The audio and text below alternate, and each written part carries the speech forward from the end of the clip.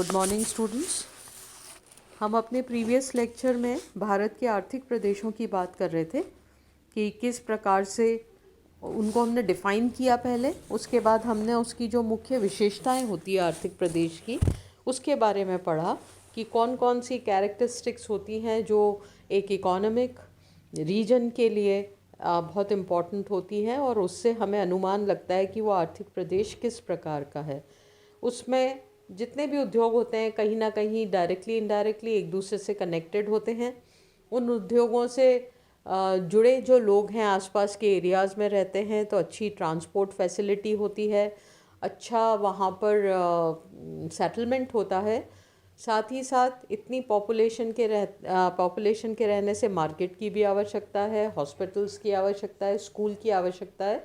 तो वो एक प्रकार का ऐसा रीजन बन जाता है जो कि एक तरह से सेल्फ सफिशिएंट सा रीजन बन जाता है। परंतु एक और इम्पॉर्टेंट फैक्टर पे आज हम बात करेंगे, वो ये है कि हम इसका डिलिमिटेशन कैसे करेंगे, हम इसका सीमांकन कैसे करेंगे, कि किस प्रकार से हम इसको एक बाउंड्री में बांधेंगे। तो इकोनॉमिक रीजन्स का जो सीमांकन होता है वो आर्थिक और सामाजिक भूदृश्य जो होते हैं उन्हीं के अंदर होता है। तो हम इसके लिए कुछ ऐसे आधार मानते हैं जो आधार इसके सीमांकन के लिए आवश्यक होते हैं। आज हम एक एक करके उनकी चर्चा करेंगे। तो सबसे पहले बात हम करेंगे कि संसाधनों के उपयोग और उनके उपभोग की समानता के आधार पर, कि हम जो वहाँ पे रिसोर्सेज हैं उसका उपयोग किस तरह से कर रहे हैं, उसका उपभोग किस तरह से कर रहे हैं, उनमें क्या समानता पाई जाती है। वो समानता जो होती है वो उसके सीमांकन के लिए एक बहुत महत्वपूर्ण बिंदु होता है। दूसरी बात कि वहाँ प्राकृतिक और मानवीय संसाधनों की उपलब्धता किस प्रकार की है। प्राकृतिक संसाधन हमें क्यों चाहिए, क्योंकि वो स्थान जो है, जो आर्थिक प्रदेश जो है, वहाँ पर हमें कई प्रकार की ऐसी ज़रूरतें हैं जो हमें वहाँ पर अवेलेबल होनी चाहिए। वो ज़रूरतें जो हमें प्राकृतिक तौर पर मिलनी चाहिए, और कुछ ज़रूरतें हैं वो है हमारी मानवीय संसाधन की आवश्यकता है। मानवीय संसाधन मतलब ह्यूमन रिसोर्स, मतलब वहाँ पर हमें लेबर भी चाहिए, काम करने वाले लोग भी चाहिए। तो वो सारी चीज़ों की उपलब्धता वहाँ पर होनी चाहिए। प्राकृतिक तत्वों की उपलब्धता, प्राकृतिक संसाधनों की उपलब्धता मतलब हमें ऐसी लैंड अवेलेबल होनी चाहिए जहाँ पे हम उद्योग को स्थापित करें, साथ ही साथ उद्योग में काम करने वालों के लिए बस्तियों का वहाँ पर निर्माण हो जिससे उनके रहने की सुविधा उन्हें मिले। वहाँ पर जो इतनी पॉपुलेशन रह रही है उसके लिए हमें जल की उपलब्धता हो, हमें सब्जियों की उपलब्धता हो, हमें लोकल जो रोज़मर्रा की ज़रूरतें होती हैं उनको पूरा करने के लिए हमारे पास संसाधन हो।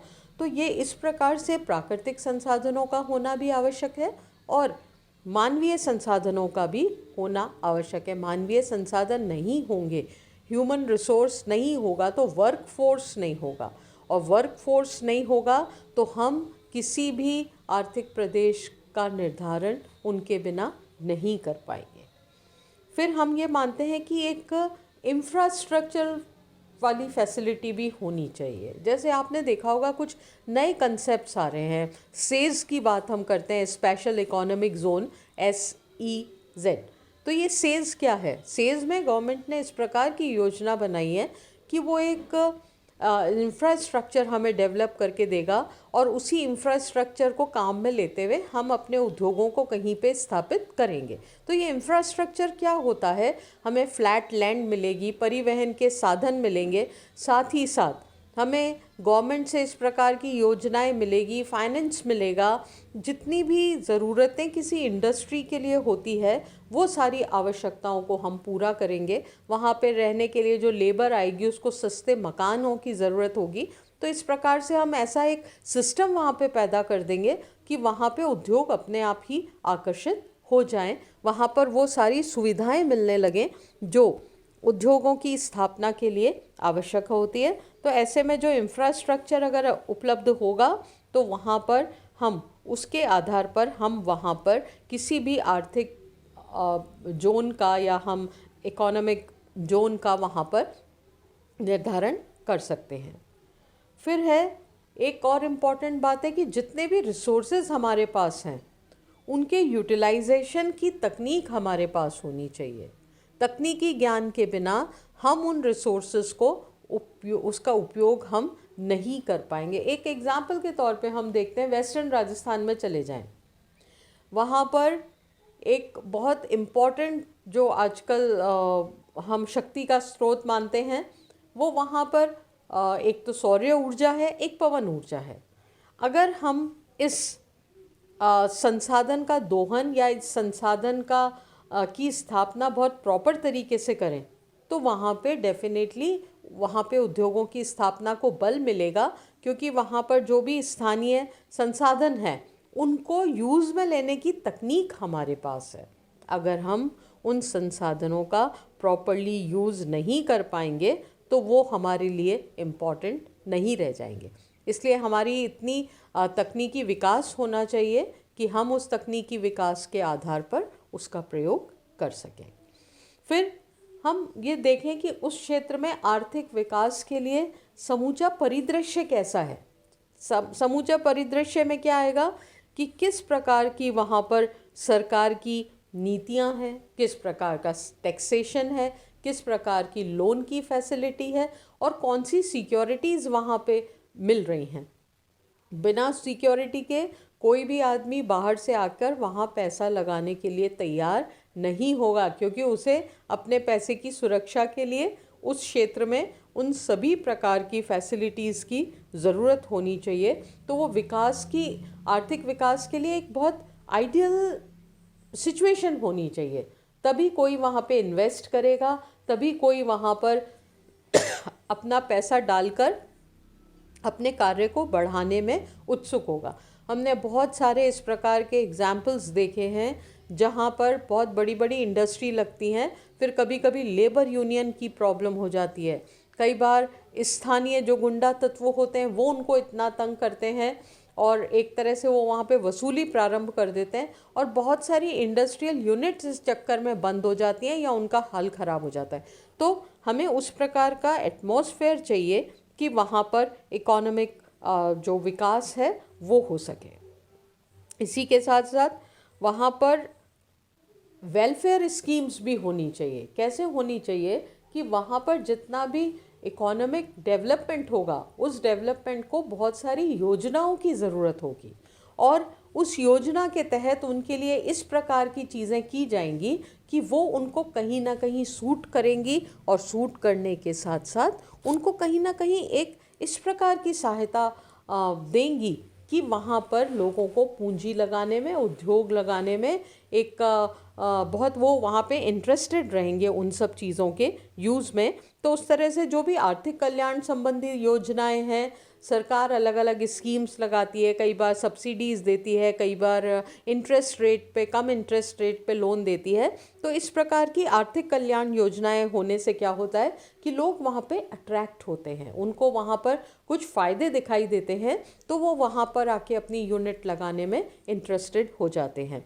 और साथ ही साथ एक और इम्पॉर्टेंट बात है कि जो इन इंडस्ट्रीज़ के लिए जो पॉलिसी बने वो पॉलिसीज़ उनके लिए सूटेबल हो। जैसे जो उस राज्य की नीतियां हैं वो नीतियां इस प्रकार की हो कि उनको वहाँ पे सुविधा मिले। एक एग्जाम्पल के तौर पे हम बात करेंगे, हमने टाटा नैनो प्रोजेक्ट की बात सुनी थी। टाटा की जो गाड़ी आई थी जो बड़ी सस्ती कारों के रूप में उसको माना गया था, नैनो कार, उसके लिए उसका कारखाना जो था वो बंगाल में लगना था और वो कारखाना लगाने के लिए उन्हें बड़ी मात्रा में ज़मीन की ज़रूरत थी। उस ज़रूरत को पूरा करने के लिए बहुत सारा वहाँ पे जो खेती वाली ज़मीन थी उसका चयन किया गया, परंतु वहाँ पे उसको लेके इतना आंदोलन हुआ कि उन्हें अपने पैर वापस खींचने पड़े और वो फिर टाटा नैनो उद्योग गुजरात की सरकार ने उनको कहा कि आप हमारे आइए, हम आपको सारी फैसिलिटीज़ देंगे। तो वो उद्योग फिर बंगाल की जगह गुजरात में स्थापित हुआ और आज बहुत अच्छी तरह से वो उद्योग चल रहा है। और उस उद्योग में ही नहीं, उसकी जो एंसिलरी यूनिट्स हैं उसमें भी बड़े बड़ी मात्रा में लोगों को रोज़गार मिल रहा है, कई उद्योग उस क्षेत्र में इसके आधार पर स्थापित हो गए हैं, सरकार को बहुत अच्छी मात्रा में रेवेन्यू प्राप्त हो रहा है।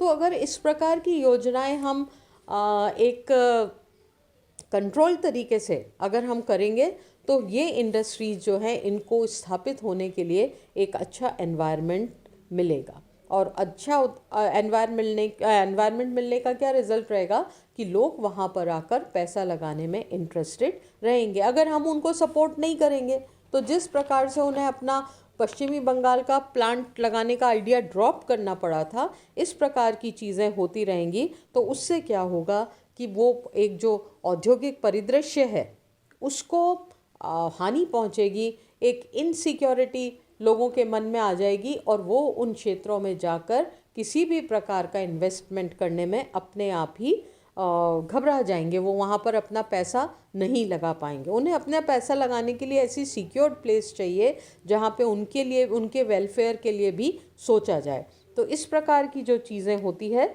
वो वहाँ पर एक बहुत इम्पॉर्टेंट रोल प्ले करती है।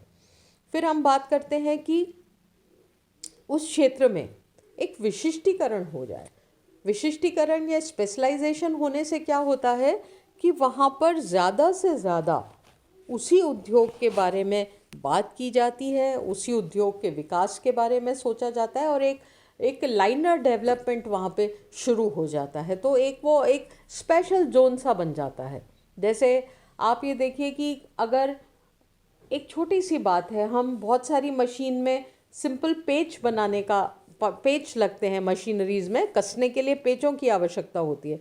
अगर एक सी यूनिट या उसी प्रकार की छोटे छोटे ये यंत्र बनाने की यूनिट्स लग जाएंगी तो वहाँ पर एक अच्छा सा ऐसा एटमॉस्फेयर डेवलप हो जाएगा और वो बड़ी इंडस्ट्री के लिए इस प्रकार से छोटे छोटे पार्ट्स बना के सप्लाई करेंगे तो क्या होगा, एक तो कम पूंजी वाले उद्योग भी लग जाएंगे और अधिक पूंजी के द्वारा जो इंडस्ट्री लगी है उसको भी कच्चा माल वहीं से प्राप्त हो जाएगा। तो ये एक बहुत इम्पॉर्टेंट बात होती है कि एक विशिष्टीकरण, स्पेशलाइजेशन की बात वहाँ पर की जाए। इसी तरह एक बहुत इम्पॉर्टेंट बात है कि वहाँ की जो वर्किंग तरीका है या वहाँ का जो कार्य प्रणाली है, उस कार्य प्रणाली में आपस में एक अंतर संबंध होना चाहिए। क्यों? ये अंतर संबंध होगा तो वो अपनी समस्याओं को भी सामने रख सकेंगे, उसके लिए आपस में बात भी कर सकेंगे और एक दूसरे के सहयोग से उस क्षेत्र को और भी डेवलप कर सकेंगे। मतलब हम वहाँ पे एक वो ये ज़रूर बात होती है कि बिज़नेस में एक गला काट प्रतिस्पर्धा भी होती है, परंतु अब वक्त बदल गया है। अब हम ये मानते हैं कि हम सब यूनाइट होके रहें तो हम सबका विकास ज़्यादा अच्छी तरीके से होगा, साथ ही साथ हम अपनी बात रखने में ज़्यादा सक्षम होंगे।